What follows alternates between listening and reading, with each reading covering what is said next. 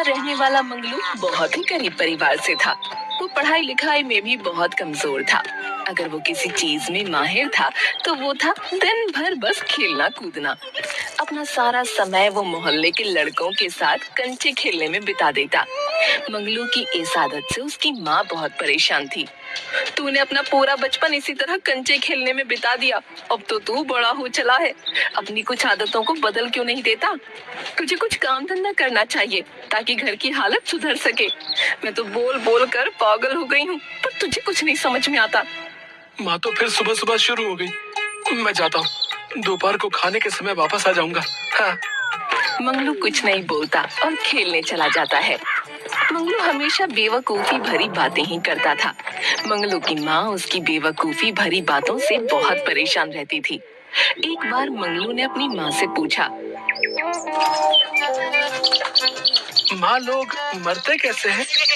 अब इस बेवकूफ को कैसे समझाऊं कि लोग मरते कैसे हैं, लेकिन अगर इसके सवाल का जवाब नहीं दिया तो ये मुझे सोने भी नहीं देगा।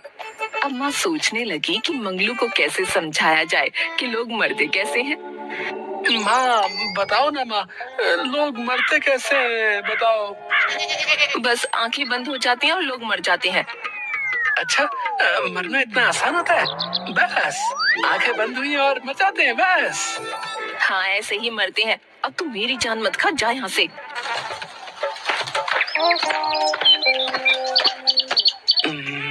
मुझे भी एक बार मरकर देखना चाहिए। कैसा लगता है? एक काम करता हूँ, गांव के बाहर चलकर एक गड्ढा खोदता हूँ और उसमें आंखें बंद करके लेट जाता हूँ। हाँ, ये अच्छा रहेगा। उसने गांव के बाहर जाकर एक गड्ढा खोदा और उसमें आंखें बंद करके लेट गया।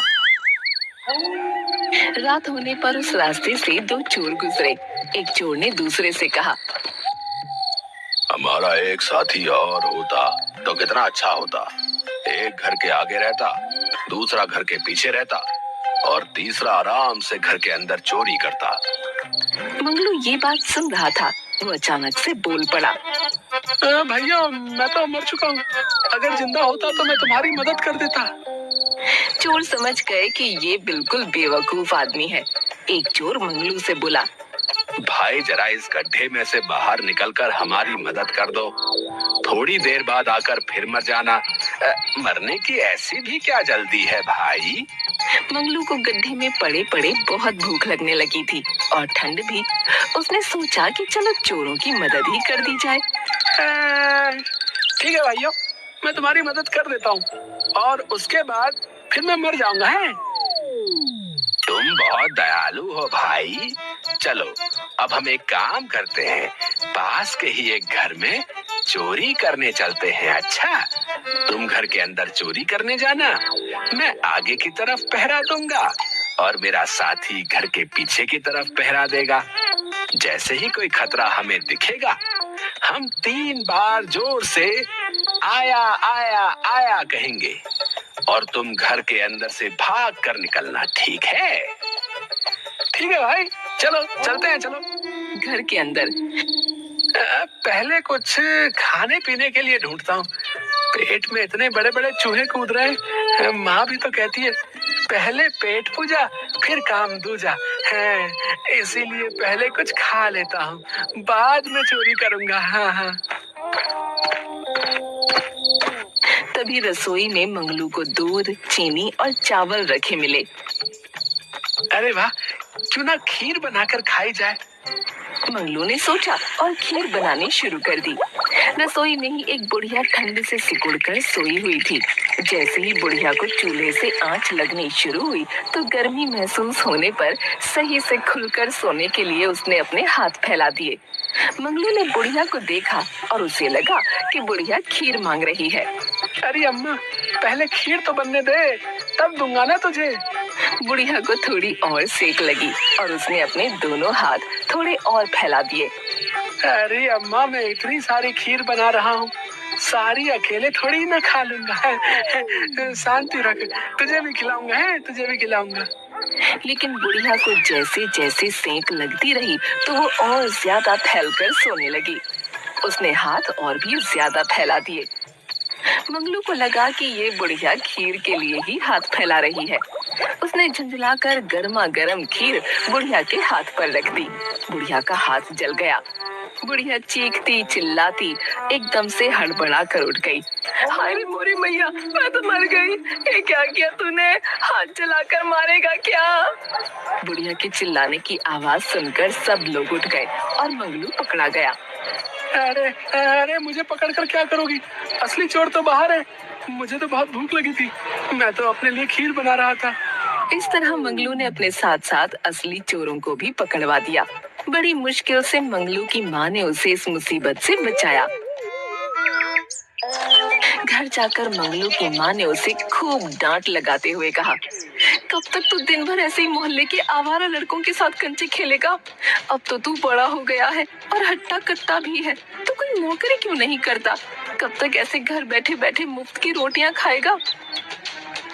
ठीक है माँ, तुम अगर यही चाहती हो तो अब मैं ऐसा ही करूँगा। मैं कल सुबह ही नौकरी की तलाश में दूसरे गांव के लिए निकल पड़ता हूँ। तुम मुझे रास्ते में खाने के लिए कुछ दे देना है। क्यों दे दूं तुझे? रोटियां बांट देना, मैं गुड़ या नमक से खा लूंगा। अच्छा, घर में सिर्फ नमक है, न गुड़ है न आटा। एक काम करती हूँ, तुझे कागज में नमक बांध कर देती हूँ। जब ज्यादा भूख लगे तो नदी से पानी लेकर नमक घोलकर पी लेना। ठीक है माँ, घर में जो है वही दे दो। मंगलू अगले दिन नौकरी की तलाश में दूसरे गांव के लिए निकल पड़ा। मंगलू ने आधा रास्ता ही तय किया था कि उसे भूख लग गई। वो एक कुएं के पास ठहरा और अपने थैले से नमक निकाल कर बैठ गया। माँ के दिए हुए नमक को देखकर उसे लगा जैसे उसके हाथ में बहुत सारी रोटियां हैं और वो कहने लगा, एक खाऊं, दो खाऊं, तीन खाऊं कि सारे खा लूं? लेकिन अगर सारे खा लूंगा तो फिर आगे क्या करूंगा? एक काम करता हूँ, एक अभी खा लेता हूँ और बाकियों को संभाल कर पोटली में रख लूंगा और फिर आगे की यात्रा में एक एक करके धीरे धीरे मजे लेकर खाऊंगा। हाँ। संयोग से उस कुएं में परियां रहती थीं। मंगलू की खाने वाली बात सुनकर वो घबरा गईं। उन्हें लगा कि वो उन परियों को खाने की बात कर रहा है। कुएं के अंदर एक परी बाकी परियों से बोली, अरे ये कौन सा दानव आ गया जो हमें खाने की बात कर रहा है? खाने की बात? मुझे तो ये समझ ही नहीं आ रहा कि इसे पता कैसे चला हम परियां इस कुएं में रहती है। हमें जल्दी कुछ करना होगा वरना ये तो हमें सबको खा जाएगा। हाँ, हम एक काम करते हैं, पहले तो हम सब बाहर चलकर इससे विनती करते हैं कि ये हमें ना खाए। डर के मारे वो सारी परियां कुएं से बाहर आईं और मंगलू से विनती करने लगीं। हे महामानव, हम सब आपके हाथ जोड़ते हैं, आप हमें मत खाओ। हम आपको एक जादुई घड़ा देंगे, उस घड़े से आप जो भी मुराद मांगेंगे वो पूरी हो जाएगी। मंगलू हैरानी के साथ उन परियों को देख रहा था, क्योंकि उसने आज से पहले कभी परी नहीं देखी थी। मंगलू को कुछ समझ आता इससे पहले ही परियों ने वो जादुई घड़ा उसके पास रखा और वापस कुएं में चली गईं। मंगलू ने जादुई घड़ा लिया और फिर वापस अपने घर आ गया। घर पहुंचकर, माँ, मैं आ गया। तुम इतनी जल्दी वापस कैसे आ गए? सुबह तो तुम गए थे ना, अभी तो दोपहर भी खत्म नहीं हुई। मुझे पता था तुम कुछ नहीं कर सकते हो। माँ, मेरी बात तो सुनो। और ये हाथ में क्या मिट्टी का घड़ा लेकर आ रहे हो? क्या करूं मैं इसका? अपने सर पर मारूं या तुम्हारे सर पर? माँ, तुम मेरी बात सुनो पहले, उसके बाद जिसके सर पर भी मारना है उसके सर पर मार लेना। उसने अपनी माँ को परियों वाली बात बताई। माँ ये सुनकर हैरान थी। क्या तुमने इस जादुई घड़े को आजमा कर देखा? नहीं माँ, मैंने तो इसे नहीं आजमाया। मैं तो इसे लेकर सीधा तुम्हारे पास आ गया। चलो पहले हम परियों द्वारा दिए गए उस जादुई घड़े को आजमा कर देखते हैं, ये काम भी करता है कि नहीं। चलो पहले इच्छा तुम ही पूरी करवाओ इस घड़े से। क्या चाहिए तुम्हें? मैं क्या मांगू? मुझे तो बहुत जोरों की भूख लगी है। रोटी और गुड़ मांग लेता हूँ। बेवकूफ, अगर ये सच में जादुई घड़ा है तो हम रोटी और गुड़ क्यों खाएंगे? तुम इससे बहुत सारे पकवान मांगो। हाँ हाँ हाँ माँ, हाँ, तुम बिल्कुल सही कह रही हो माँ, यही अच्छा रहेगा। हे जादुई घड़े, हमें बहुत ढेर सारे पकवान दे दो। इतना कहते ही उनके सामने तरह तरह के पकवान थालियों में सज गए। दोनों ने उस रात स्वादिष्ट भोजन, वो भी पेट भर कर खाया। माँ, ये तो सच में जादुई घड़ा है और इतना स्वादिष्ट भोजन तो आज तक मैंने कभी नहीं खाया। हाँ, अब हमारे दिन बदल जाएंगे। मैं कल इस जादुई घड़े से ढेर सारा धन मांग लूंगी और फिर हम दोनों अमीर हो जाएंगे। मंगलू की माँ ने उस जादुई घड़े से ढेर सारा धन मांगा और दोनों अमीर हो गए। मंगलू की माँ बहुत खुश थी, लेकिन उसके मन में डर था कि गांव वाले उसके बेटे से उनके अमीर होने का राज न उगलवा लें। तभी मंगलू की माँ को एक तरकीब सूझी। वो बाजार गई और ढेर सारे बताशे खरीद लाई। फिर घर के छप्पर पर चढ़कर उनकी बारिश करने लगी। छप्पर से बताशे की बरसात देखकर मंगलू खूब खुश हुआ और खुशी से नाचता हुआ, माँ, तुम कहाँ हो? देखो, हमारे घर की छप्पर से बताशों की बारिश हो रही है, जल्दी आओ। अरे, ये माँ भी कहाँ चली जाती है? मैं पहले खूब सारे बताशे खाता हूँ और थोड़े बताशे माँ के लिए भी इकट्ठे कर लेता हूँ। हाँ। मंगलू को ऐसा लगा उस घड़े की वजह से ऐसा हो रहा है। उसने ढेर सारे बताशे खाए। अमीर बनने के बाद मंगलू व उसकी माँ के रहने के तौर तरीके भी बदल गए। जैसे कुछ ही दिनों में गांव के लोगों ने भाप लिया। गांव के बिरजू से खिरजू मिलता है। खिरजू, तुमने एक बात गौर करी क्या? क्या बात है बिरजू भाई, बताओ मुझे भी। तुम किस बारे में बात कर रहे? कुछ दिनों से मंगलू और उसकी माँ के रहन सहन के तरीके में बदलाव आया भैया। हाँ भाई, ये बात तो मैं भी गौर कर रहा हूँ। पहले वो मंगलू कैसे फटे कपड़े पहन कर घूमा करता था, सिर्फ नीचे एक जांघिया पहने रहता था। पर अब देखो भैया, जांघिया भी पजामा हो गया है और ऊपर कमीज भी आ गई। हाँ भाई खिरजू, सही कह रहे हो तुम। अब तो मैं मंगलू की माँ को गांव की मंडी से सब्जी के साथ साथ फल भी खरीदते देखता हूँ। क्या कहा, फल? हाँ भाई, सही सुना तुमने, फल। पहले तो रोटी भी नहीं खाने को मिलती थी। हमारे घर से बचा हुआ खाना लेकर जाती थी उसकी माँ, और अब देखो, नए कपड़े, सब्जी, फल। और तो और, एक दिन तो मैंने उसे गांव के हलवाई बंसीधर की दुकान से जलेबी, रसगुल्ला खरीदते भी देखा था भैया। क्या कहा, जलेबी, रसगुल्ला? भाई, मैंने तो न जाने कितने महीने से नहीं खाया जलेबी, रसगुल्ला। पिछली बार मुखिया जी के घर उनके पिताजी के श्राद्ध में खाया था। धीरे धीरे ये बात गांव में आग की तरह फैल गई। गांव के लोग सोचने लगे कि अचानक ये इतने अमीर कैसे हो गए। गांव के कुछ लोग मंगलू की माँ के पास गए और पूछने लगे आखिर उन लोगों के पास इतने सारे पैसे कहाँ से आए। मंगलू की माँ ने कुछ नहीं बताया, तो उन्होंने सोचा चलो सीधा मूर्ख मंगलू से ही पूछ लिया जाए। एक दिन मौका मिलते ही गुरु, खिरजू और गांव के कुछ लोगों ने मंगलू को बुलाया और उससे पूछा, अरे भाई मंगलू, जरा हमारी बात तो सुनो। इधर आओ भैया हमरे पास। हाँ चाचा, बोलिए, क्या बात है? मंगलू, आजकल तुम्हारे रंग ढंग कैसे बदल गए भैया? हमें भी तो बताओ। है भैया, कोई खजाना हाथ लग गया क्या तो है तुम्हारे या तुम्हारी माँ के?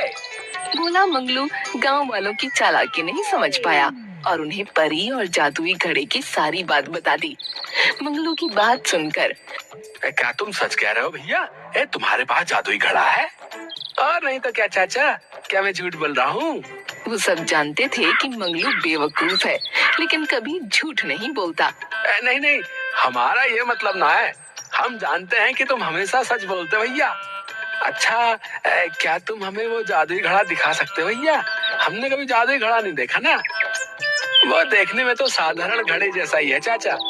उसे देखने से आपको नहीं पता चलेगा कि वो जादुई घड़ा है। फिर भी एक बार तो हम भी चाहें कि उस जादुई घड़े को देख लें। क्या पता जीवन में कभी ये मौका मिले न मिले। समझ रहे हो भैया? ठीक है, आप सब मेरे साथ मेरे घर चलिए। वो घड़ा मैंने माँ को दिया था, उसके पास ही है जादुई घड़ा। गांव वाले मंगलू के साथ उसके घर गए और जादुई घड़ा दिखाने के लिए कहने लगे। इस पर मंगलू की माँ ने कहा, हमारे पास ऐसा कोई जादुई घड़ा नहीं है। तुम लोग तो जानते ही हो मेरा बेटा मूर्ख है, ये तो दिन में भी सपने देखता है। माँ, याद करो ना, मैंने तुम्हें ही वो जादुई घड़ा दिया था, क्या तुम भूल गई?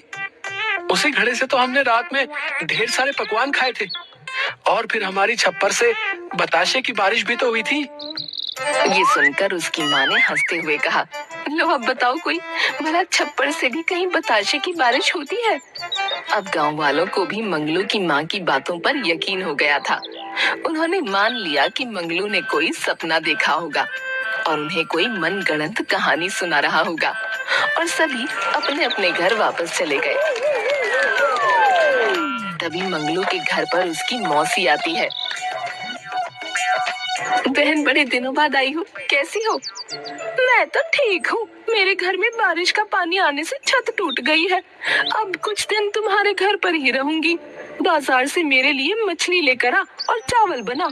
आज मैं मछली और चावल खाऊंगी। इतना कहकर मंगलू की मौसी नहाने के लिए चली जाती है। मंगलू की माँ मंगलू से बोली, न जाने कहाँ से मुसीबत गले आ गई।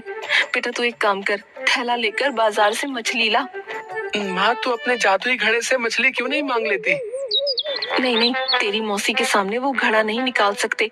तू तो जानता है ना वो कैसी है।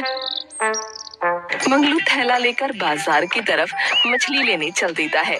दूसरी तरफ गांव की नदी के पास मछुआरे मछलियों का बाजार लगाते थे।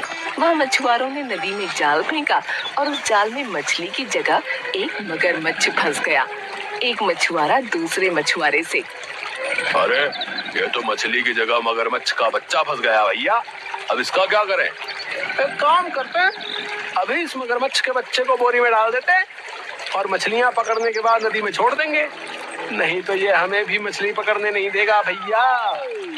मंगलू बाजार पहुंचकर एक मछुआरे से पूछता है, अरे भाई, क्या तुम्हारे पास मछलियाँ हैं? भैया अभी तो पहला जाल डाला है, मेरे पास मगर है।